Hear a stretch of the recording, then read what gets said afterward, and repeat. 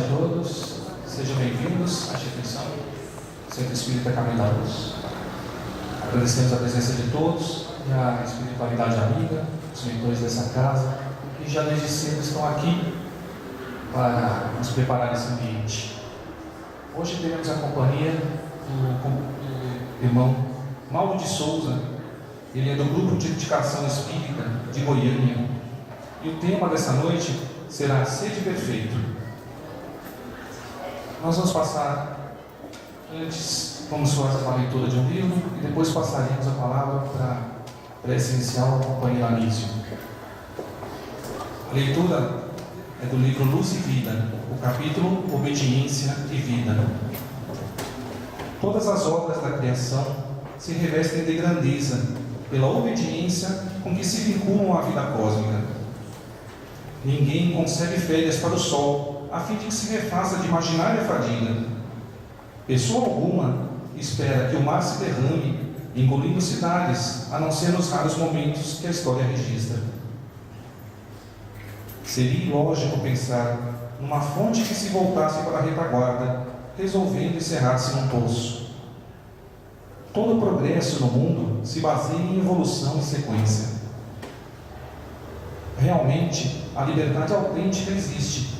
No entanto, essa liberdade tem o tamanho dos deveres cumpridos. Sem ordem e sem limites, sem dimensões e sem horários, a vida na Terra seria apenas o caos.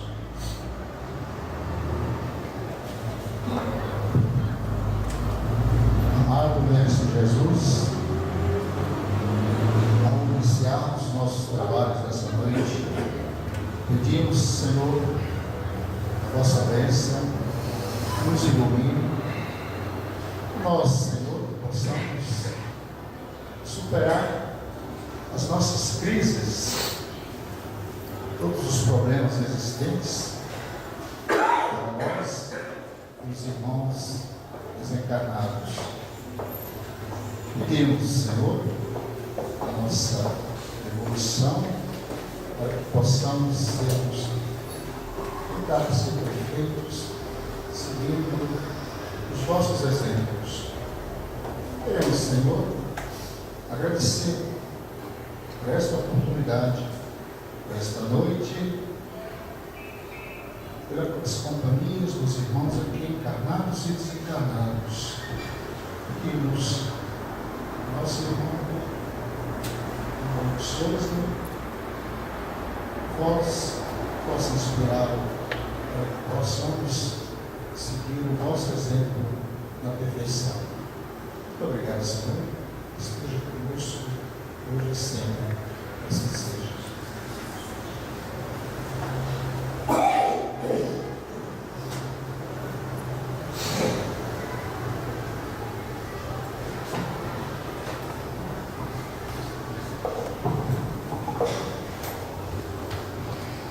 Boa noite a todos.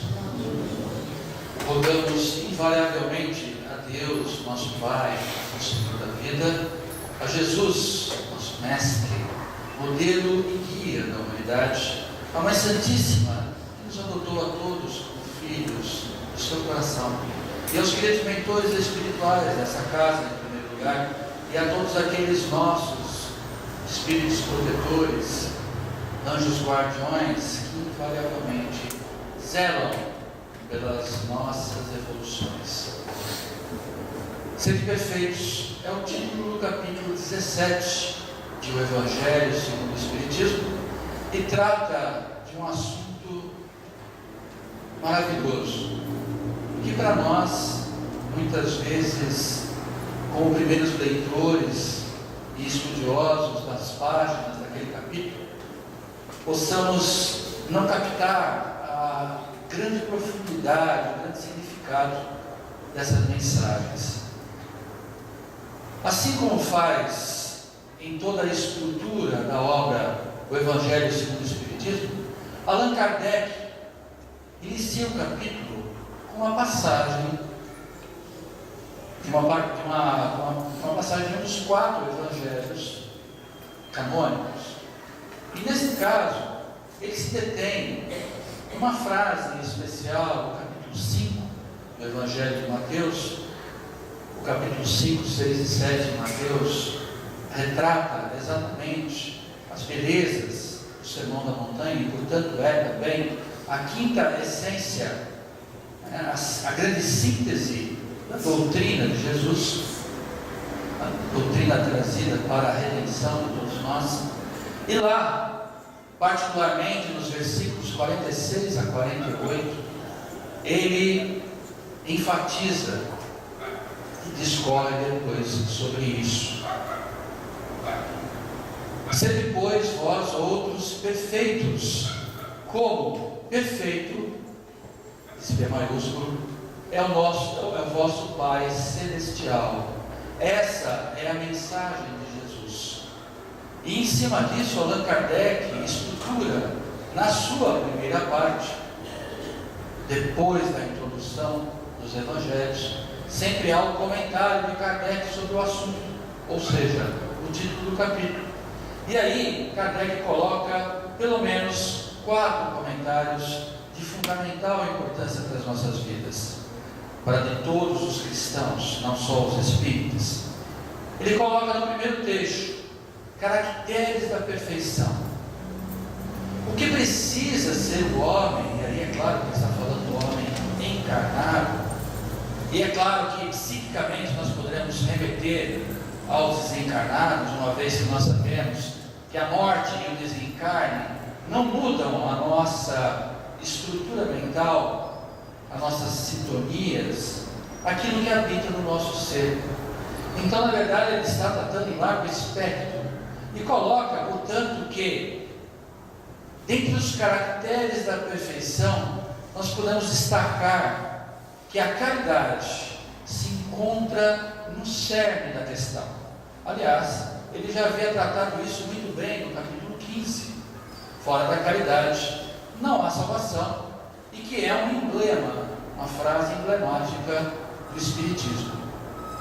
Mas, após discorrer sobre a importância da prática do bem, e até ele tem a felicidade de comentar esse grande filósofo da humanidade, Allan Kardec, que mesmo aqueles que não tenham necessariamente uma religião, abracem, sigam uma doutrina específica, se praticarem a caridade, estão, sem dúvida alguma, crescendo interiormente e, por consequência, auxiliando aqueles irmãos que se encontram à sua volta, companheiros de viagem evolutiva.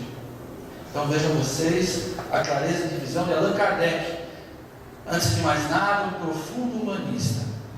Depois, no segundo tópico, ele vai nos falar sobre o homem de bem.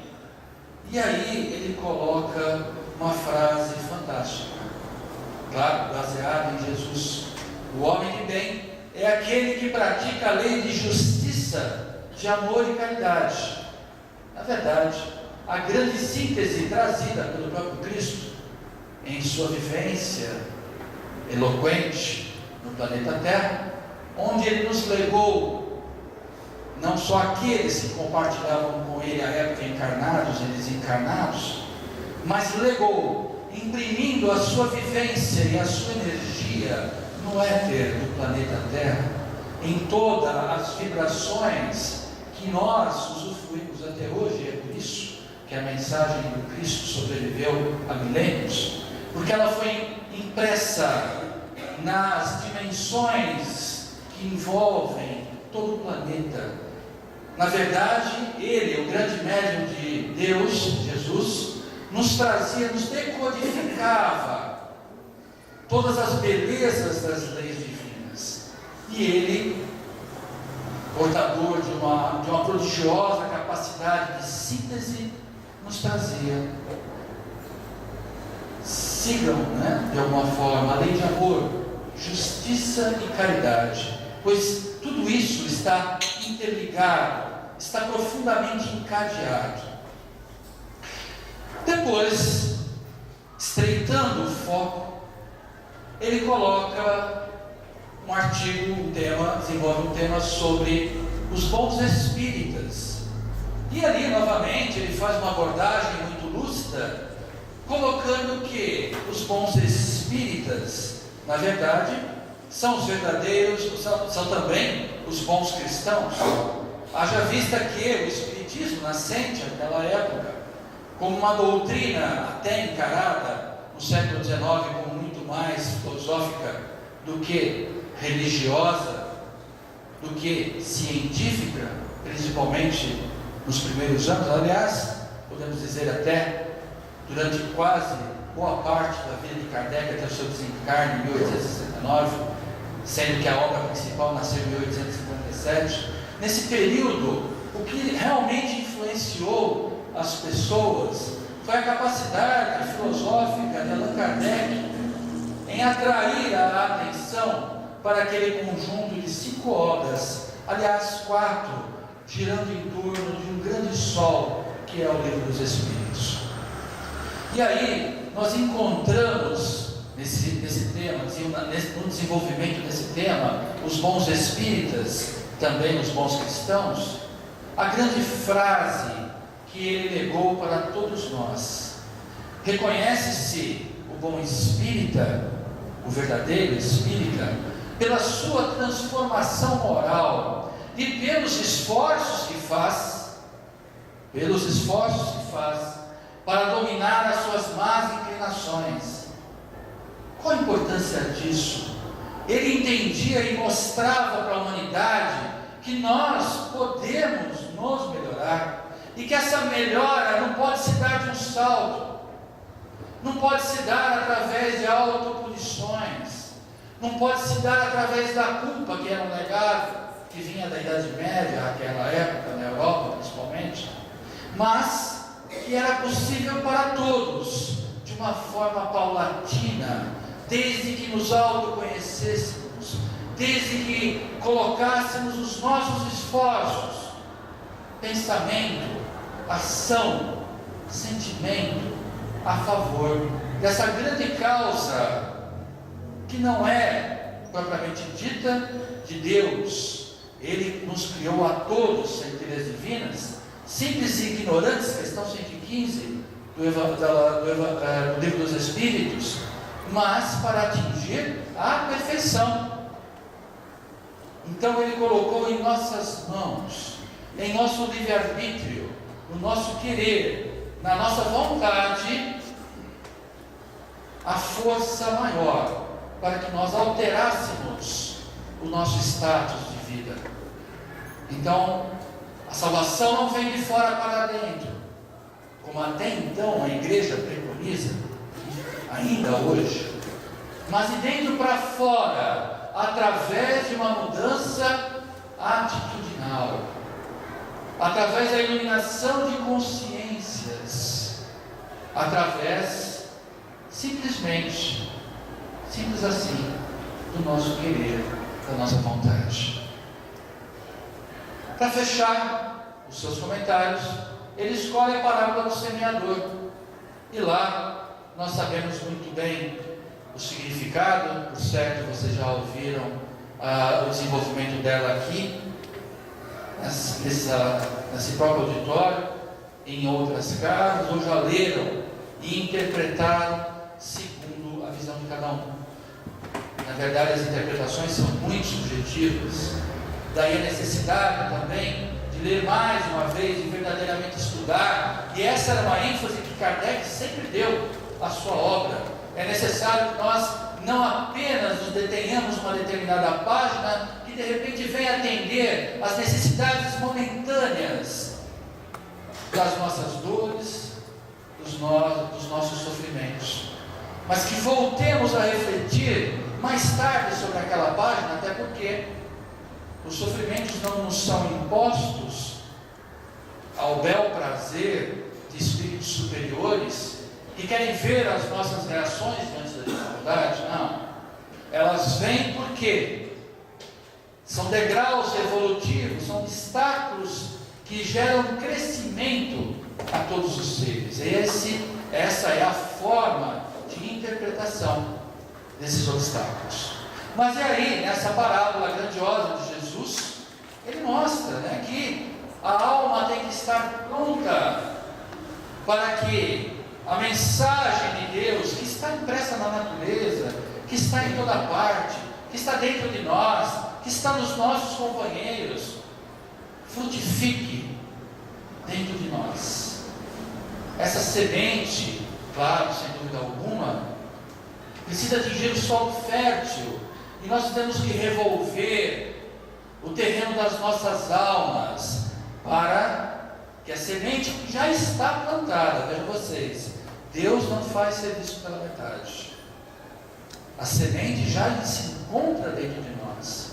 É necessário apenas que nós façamos com que ela frutifique, com que essa plantinha cresça, que ela busque o sol, que ela busque a vitalidade e se desenvolva para a nossa felicidade. Mas, encerrada a sua visão sobre o assunto, uma visão certamente inspirada pelo Espírito de verdade, pelos Espíritos superiores que o acompanhavam, mas aqui nós gostaríamos de registrar que a obra de Kardec tem seu próprio mérito. Ele estava preparado para encarnar com essa missão, ele veio também para contribuir com a sua diferença intelecto-moral. Nós temos as instruções dos Espíritos. Então assim é em cada capítulo do Evangelho. A passagem de referência dos Evangelhos canônicos, Mateus, Marcos, Lucas e João. Comentário de Kardec. E aí as instruções dos Espíritos. E na primeira instrução dos Espíritos, vejam vocês, nós temos curiosamente para nós, mas não por acaso, para a espiritualidade, a mensagem do Espírito Lázaro, intitulada O Dever. E aí ele mostra que o dever moral é lei da vida, e nós temos que entender isso como algo muito presente dentro de nós. Muitas vezes nós nos rebelamos contra a vida e particularmente contra tudo que é imposto, e às vezes nós até de alguma forma reagimos com a imposição das leis divinas, e isso gera algo que nós sentimos como infelicidade. A infelicidade é, portanto, nada mais, nada menos do que a nossa indisposição em nos adequarmos, em sintonizarmos com as leis divinas, vivenciando-as. Isto porque nós viemos de uma inteligência que provém de Deus, e portanto não menos digna, que são os instintos, e que ainda atuam fortemente sobre nós, enquanto na matéria principalmente, mas dependendo do estágio evolutivo também, enquanto desencarnados nos umbrais, nas trevas. E isso acaba nos agrilhoando, nos prendendo, impedindo que a nossa razão, a inteligência avance para a razão, impedindo que os nossos sentimentos evoluam, impedindo que as nossas emoções sejam controladas, impedindo, enfim, que nós possamos superar determinadas tendências ancestrais que fizeram parte do momento evolutivo da fase inicial chamada hominal, quando nós saímos do estágio da animalidade e começamos a encarnar, como hominídeo, depois como seres humanos, e aí, apegados à sobrevivência, apegados à lei da reprodução, nos apegamos muito também aos prazeres passageiros, ao poder material, ao acúmulo de bens absolutamente desnecessários ao mundo espiritual, que é a nossa pátria definitiva. E por esquecermos temporariamente, passando pelo véu do esquecimento durante o processo reencarnatório, nós entendemos que isso é a única verdade. É assim como nós nos comportamos na maior parte das vezes, esquecendo que a pátria espiritual é a grande essência da qual nós viemos e a qual estaremos inevitavelmente retornando, assim que se extinga nosso tônus vital, assim, por algum motivo excepcional, também. Mas o fato é que nós precisamos ter a consciência desperta com relação a esse fato, que acaba sendo um fator altamente libertador, porque nós mudamos totalmente o referencial, nós mudamos os parâmetros de valores, e isso muda a nossa vida. Na mensagem seguinte, uma segunda mensagem, nós temos Françoise Nicolas Madeleine trazendo-nos uma abordagem sobre a virtude. E aí, esse que havia sido séculos atrás, da época de Kardec, um representante da Igreja Católica, um grande pensador, um homem de virtudes admiráveis na sua época, ele coloca que o conjunto de qualidades do ser de bem são os valores que ele deve atender para ser feliz.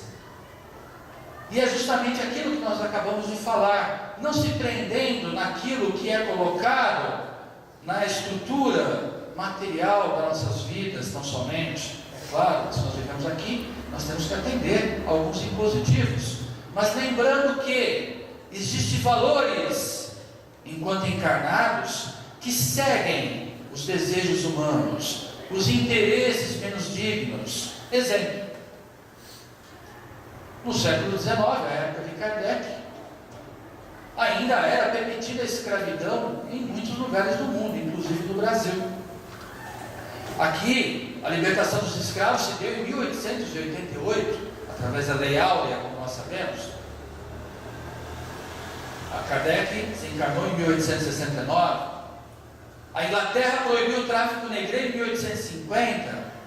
Era algo muito recente. A escravidão havia não apenas sobre aqueles que tinham a pele com cor diferente, mas todos aqueles que eram muitas vezes subjugados pela guerra, pelo domínio dos mais fortes sobre os mais fracos. Aquela época, era abençoado pela igreja. Os negros eram tidos como pessoas de coeficiente de inteligência. Não havia esse termo naquela época, mas nós o tomamos a conta da atualidade para que vocês façam as suas comparações. O coeficiente de inteligência é inferior aos demais, assim como a mulher era vista como inferior, assim como todos aqueles que não tinham a pele branca, de alguma forma eram discriminados. Então vejam vocês a nossa ignorância e a relatividade dos valores. Aquela época nos Estados Unidos, basta ver os filmes, né? Era permitido andar armado, era permitido matar quase que livremente, quase que impunemente. Ali, na segunda metade do século XIX, e em boa parte do mundo, inclusive na primeira metade do século XX. Vejam vocês que os valores necessariamente do Estado, os valores sociais, não representam a ética definitiva. São morais que estão a caminho da perfeição, tal qual nós. Aliás, são feitas pelas sociedades nas quais habitamos, através desse grande projeto evolutivo do planeta Terra. Portanto, nós temos que ter como referência aquelas virtudes daqueles que são mais perfeitos do que nós. E é claro que Françoise Nicolas Madeleine não poderia evocar a grande referência Jesus, que segundo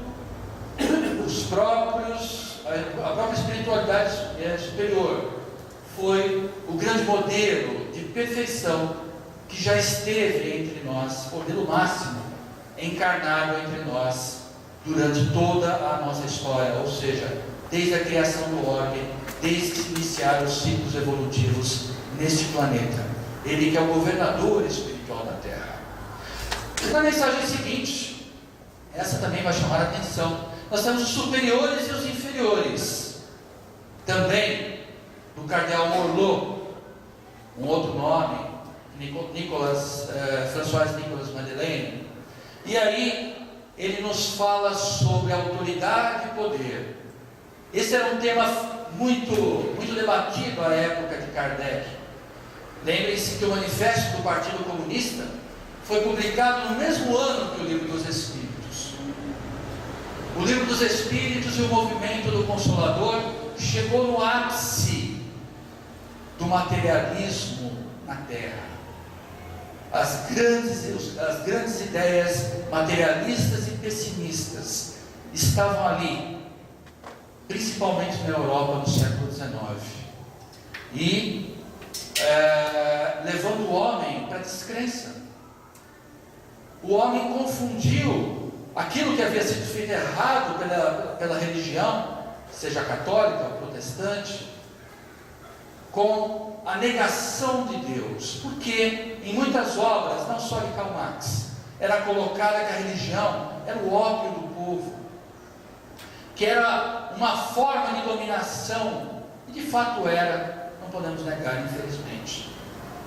Mas nós tínhamos que separar o que era colocado pelas instituições religiosas daquilo que de fato havia sido entregue por nós, para nós, pelos mensageiros do Cristo, já que ele mesmo não escreveu nada, os apóstolos, Paulo, todos os demais discípulos, o grande corpo de essênios, todos aqueles que mantiveram viva a essência na forma verdadeira, que chegou para nós até hoje em diversos caminhos, inclusive nas obras espíritas da codificação de Kardec. O fato é que essa mensagem do cardeal Morlot nos explica que há necessidade de alguém estar acima, de alguém estar abaixo, temporariamente. E o fato da pessoa ser um rei, uma rainha, um grande ministro, um lorde, um duque, um milionário, ainda que não tenha nobreza, não significa que ele é mais evoluído espiritualmente, da mesma forma que alguém que esteja em situação inferior, na mais paupérrima condição material, necessariamente não é uma pessoa sem virtudes, não é uma pessoa inferior espiritualmente, muito pelo contrário. A verdade nos prova e nos indica a história que grandes líderes nasceram no mais humilde dos ambientes e conseguiram deixar o seu legado para a humanidade. Então, essa reflexão foi muito importante e é até hoje, porque muitas vezes nós estamos no nosso trabalho e vemos o nosso chefe como um tirano, e tal qual aqueles que desejam derrubar o poder político, nós muitas vezes atuamos não em favor de auxiliá-lo nas suas mazelas, mas para inclusive piorar a situação dele. Isso é muito comum, nós fazemos reativamente.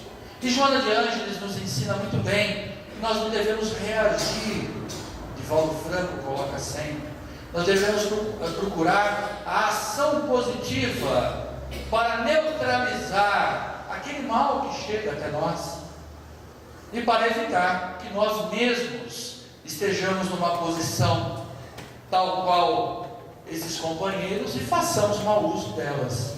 Então, nesse processo de encarnação e desencarnação, nós mudamos de roupagem, nós mudamos de sexo, nós mudamos de condição de poder. Lembrando aqui que ser rico não é ser mau, porque a riqueza bem empreendida, ela pode fazer caridade, ela pode gerar educação, ela sem dúvida alguma é fonte de progresso, desde que bem empregada. E é isso, é claro, que nós vamos ver nesse século XXI, com certeza, conforme nos afirmam e conforme indica a lógica absoluta do próprio Criador. O homem no mundo é o próximo tema. E aí, um espírito protetor, ele não declinou o nome, ele vem propor uma reflexão. E qual o nosso papel no mundo? Por que será que nós temos que reencarnar? Será isso uma maldição? Fruto do pecado original? Talvez diriam alguns, se aqueles que acreditam no pecado original acreditassem em reencarnação, o que não é fato. A verdade é que esse processo de idas e vindas, o fato de nós termos que exercitar no mundo, onde é mais difícil, o mundo material, faz parte do processo de provas e expiações. E isso, sem dúvida alguma, vem para nos dar a oportunidade de crescer, para nos dar a oportunidade de vencer a nós mesmos, para nos dar a oportunidade de auxiliar aqueles a quem, no passado, quase que certamente, atrapalhamos ou dificultamos a vida de alguma forma. É necessário, é uma lei de causa e efeito, ação e reação.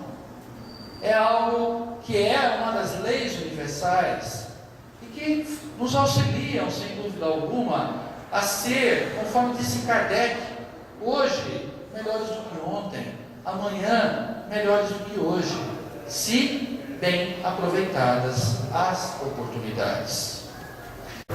Mas nós sabemos, pelos pensadores, por todos aqueles que vêm nos mostrando a trajetória humana, os filósofos, os religiosos, de que o homem acaba fazendo esse jogo de extremos para depois conseguir ir encontrando aquilo que Buda denominava o caminho do meio, o caminho do equilíbrio, onde nós não precisamos negar o sexo, mas precisamos utilizá-lo com responsabilidade. Ele não precisa ser mais forte do que as nossas responsabilidades, obrigações e doações. Ele não tem que ser mais forte, assim como o dinheiro, assim como outros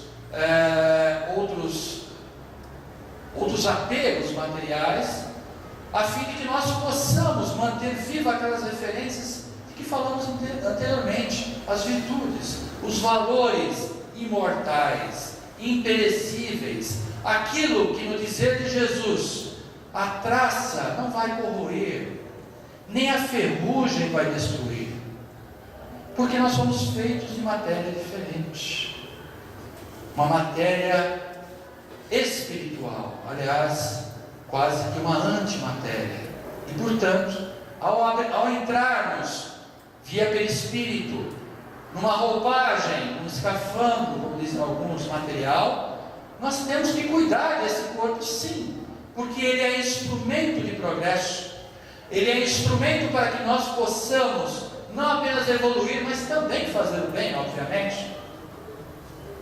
E vejam vocês, notícias espirituais também nos colocam, nasce um espírito sem os dois braços, sem as duas pernas, vive numa cama, é o legado dele, nascença.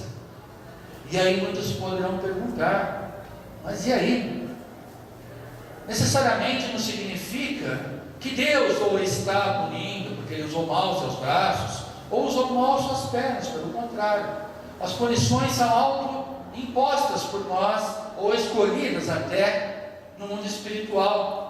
E às vezes um irmão desses está assim, porque é a única forma de impedi-lo do suicídio, de escapar dessa experiência grandiosa que é a vida.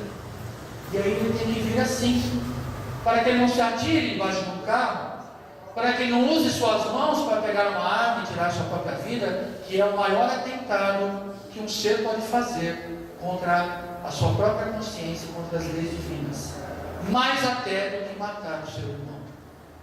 Então, são muito vastas as interpretações.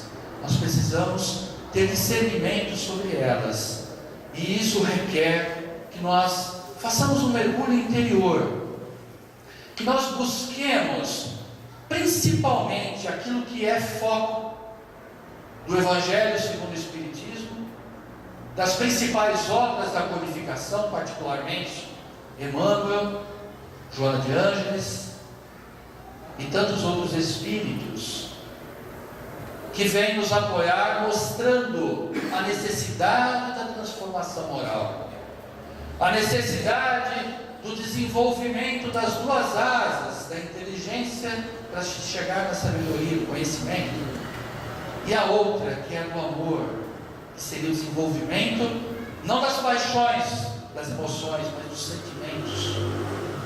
E aí, isso nos remete à parte terceira do Livro dos Espíritos, onde nós temos uma descrição rica das leis morais. E é lá, queridos companheiros, nessa parte terceira, em que é baseado o Evangelho segundo o Espiritismo.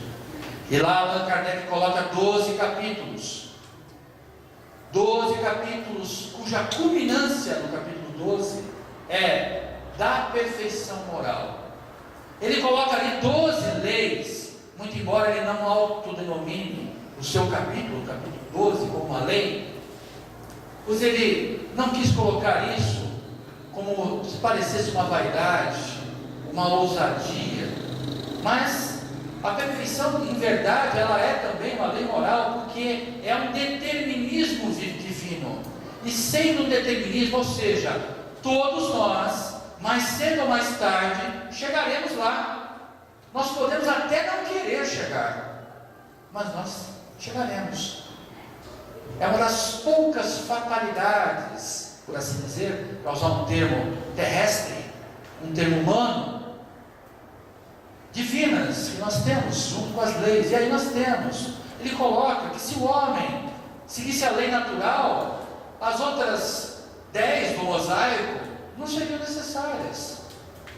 Por quê? Porque o homem, ele fazendo a sua interação equilibrada com a natureza, ele iria entender através da observação, através da própria vida, que a harmonia é uma lei divina, e faria dessa harmonia externa uma harmonia interna, e portanto ele se elevaria muito mais facilmente.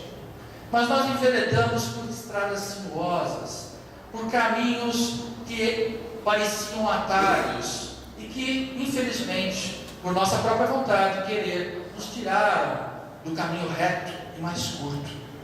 E aí houve a necessidade de Moisés vir com um decálogo, até hoje válido, e Allan Kardec aprimorou isso, trouxe para a linguagem atual do século XIX, e que é válida para nós perfeitamente, colocando a partir do capítulo 2, a lei de adoração, nós prestarmos culto a Deus, a tudo dar graças. Isso é de fundamental importância. Na segunda lei, capítulo 3, a lei de trabalho. Muitos de nós vemos o trabalho como uma punição. O trabalho como se fosse algo que nós temos que sofrer, é um sofrimento colocado sobre nós. Se isso acontece, nós ainda não encontramos qual é o nosso talento. Nós estamos no emprego errado. Nós estamos na função errada. Mas quando nós nos auto-encontrarmos, nós não teremos dúvidas. Eu vou trabalhar pela saúde, em que espectro for, desde a limpeza de um hospital ao maior cirurgião. Eu vou trabalhar pela saúde, eu vou trabalhar pela educação. Existem aí uma interdisciplinaridade enorme, que abre portas para nós, e nós nos deixamos levar por aquilo que às vezes nós pensamos assim: eu vou prestar vestibular para isso, porque essa profissão dá dinheiro. Certo ou errado? Errado. Errado. Porque pode dar dinheiro, mas não vai trazer felicidade. E quando a pessoa, ainda que ela ganhe algum dinheiro, ela não vai ganhar tanto dinheiro assim, porque ela faz aquilo que é obrigação. Ela não vai ser diferenciada, ela não vai se destacar.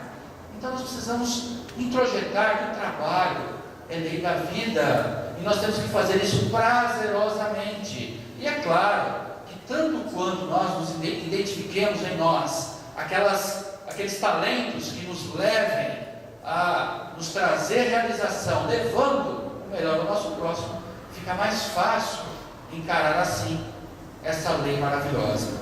Depois, a lei da reprodução, nós precisamos falar sobre ela, em positivo. Precisamos nos reproduzir, mas nós não precisamos nos internar e ficarmos de noite num quarto praticando sexo, ou fazer disso algo mais importante do que outras partes da vida igualmente importantes. Isso vai nos levar à exaustão. Isso vai nos levar à descrença, à frustração. Já é provado, mesmo por aqueles da ciência que não acreditam na religião. Depois, a lei da conservação. Tudo existe a conservação, e daí hoje nós estamos vendo muito, né? Conservar a natureza, lutar para recuperar aquilo que nós há séculos estamos destruindo. Biodiversidade, ecossistema, tudo tem um nome especial hoje, mas é de todos os tempos esse pensamento, essa preocupação. Depois, entender que lei da destruição, conforme nos explica Kardec no capítulo 6, não é algo caótico. A morte não é algo que nós devemos temer. Sabe por que nós tememos a morte? Todos, penso que a maioria sabe. Porque nós não sabemos viver a vida conforme os parâmetros divinos. E aí nós tememos a morte por quê? O temor da morte, normalmente, ele vem nos apontar que alguma coisa errada existe no nosso comportamento. Que nós ainda não fizemos aquilo que viemos para fazer. Não é apenas questão, minha encarnação passada foi um trauma, a morte. Sim, coisas assim podem até existir. Mas na verdade, a preocupação com a morte, ou até o medo de que ela venha nos surpreender, de repente, é um aviso, da nossa própria consciência, é intuitivo, não é uma inspiração, ou seja, de fora para dentro, é uma intuição de dentro para fora, nos mostrando que algo existe de errado. É como a dor que surge em um determinado membro do nosso corpo, em um determinado órgão, ela vem nos apontar um desequilíbrio. Portanto, nós temos que encarar a destruição como um processo. A destruição, sob o ponto de vista cósmico, não é sair matando ninguém, bem entendido. Essa destruição é uma lei. O mundo se transforma. Isso é mais uma amostragem que nós não nos devemos nos apegar à matéria. A matéria muda. A matéria não é nossa. Nós somos apenas portadores do que? Do nosso destino, das nossas almas. É isso que nós precisamos zelar. Depois, a lei de sociedade, viver bem em sociedade, ética, moralmente. Depois, a lei de progresso, todos temos que progredir. Se não estamos progredindo, existe algo errado. A lei de igualdade, olha só, todos somos iguais, não perante a lei humana, perante a lei divina. Jesus falava, nós somos irmãos, somos todos filhos daquele que ele denominou Pai, com simplicidade, mas com grandiosidade, o Pai maior. Depois, a lei de liberdade, e aí cabe uma grande reflexão. O que nós estamos fazendo com a nossa liberdade? Quais as escolhas que nós estamos fazendo? E elas cooperam para o nosso crescimento? Elas estão nos apoiando nessa evolução do caminho da perfeição? Cada um responda por si. A liberdade, ela pode ser uma grande arma, nós lutamos tanto por ela, mas muitas das vezes, a maior parte das vezes, nós ainda não sabemos empregá-la de forma construtiva, seja na nossa vida, seja na vida daqueles que estão ao nosso lado. E aí no capítulo 12, como já foi comentado, da perfeição moral. E aí a grande frase que fica na questão 919 é a grande resposta da espiritualidade superior à pergunta de Kardec: qual o meio mais prático? Kardec buscava respostas concisas. Sabe por quê? Para ninguém deturpá-la na frente do livro dos Espíritos. Então ele queria respostas breves. A espiritualidade trabalhava com ele nisso.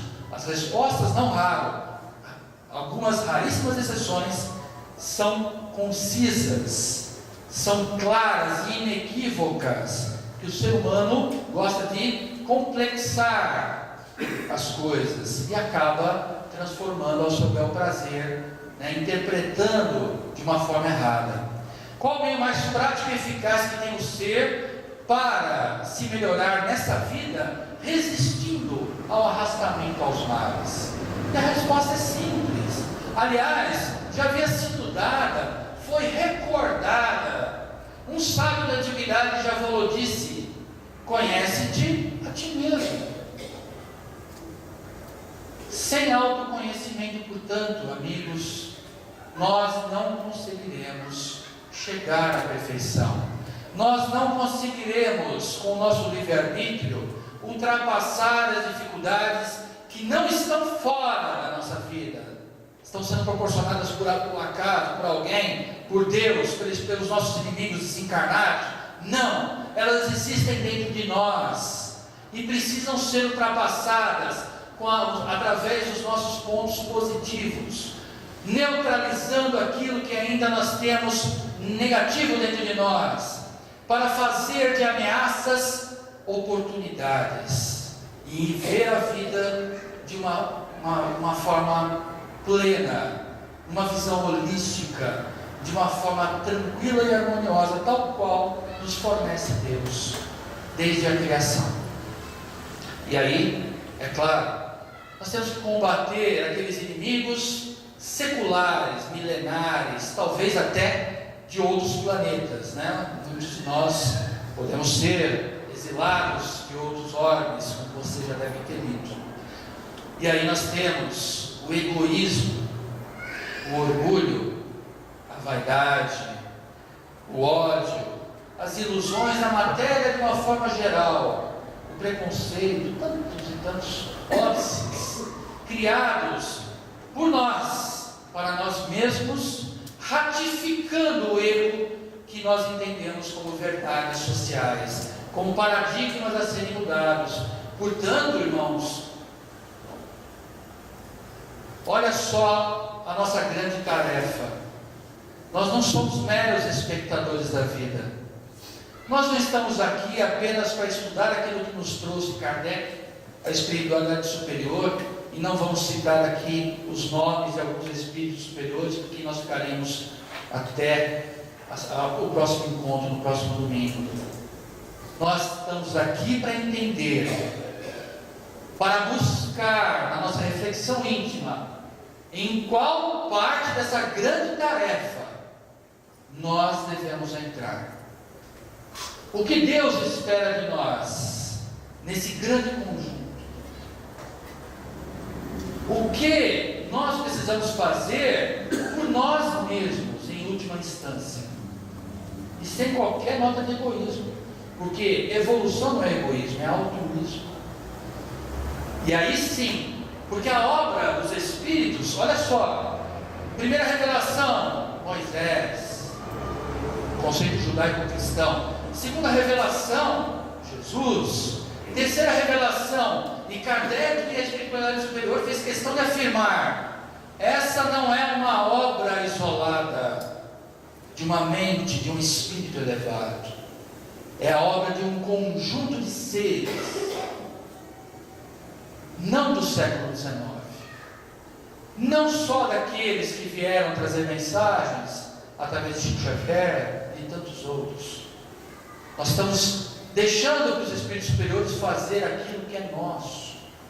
Essa obra é nossa, é de todos nós espíritas, é de todo cristão esclarecido, é de todo budista que busca a luta pela vida, de brahmanista, de shintoísta, seja qual for a religião positiva que tem esses mesmos valores. E quando a gente estuda religiões comparadas, nós vemos que todas elas professam amar a Deus sobre todas as coisas e amar ao próximo como a si mesmo. Mesmo que esse Deus tenha o nome de Ra, mesmo que esse Deus tenha o nome de Alá, mesmo que ele tenha o nome de Jeová, isso não importa. Esse é o conceito universal e nós não temos dúvida que é um conceito cósmico. E é esse o nosso legado. É essa a nossa missão genérica. Cumprir uma grande missão para fazer com que, de fato, o reino de Deus seja definitivamente implantado nesse grande e maravilhoso planeta Terra. E que Deus nos abençoe nessa destinação, nessa missão, com prazer, talvez não nessa encarnação, de ver a sua realização e participar dela. Que Deus nos abençoe a todos.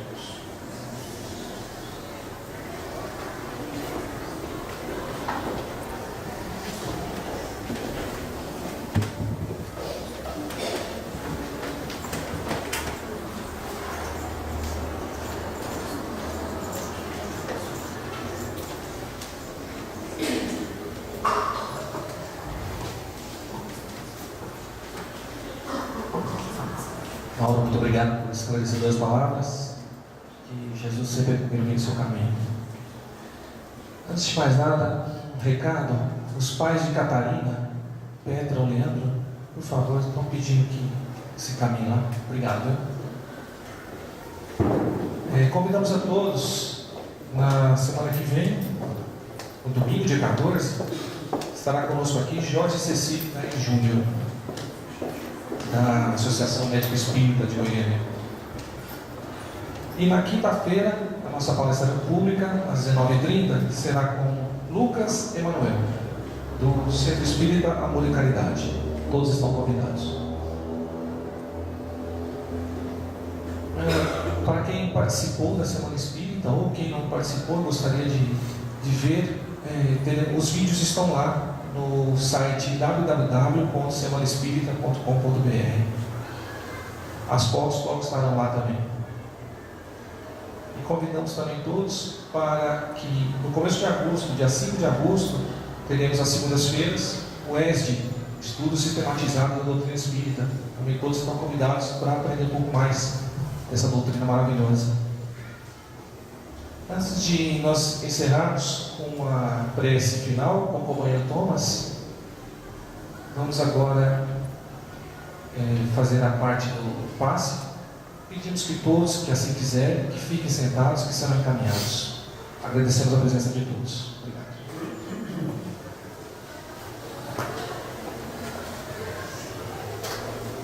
Mestre Jesus, aqui nos encontramos novamente com o intuito de recebermos a tua luz, os esclarecimentos, que possamos ser consolados em nossas dificuldades.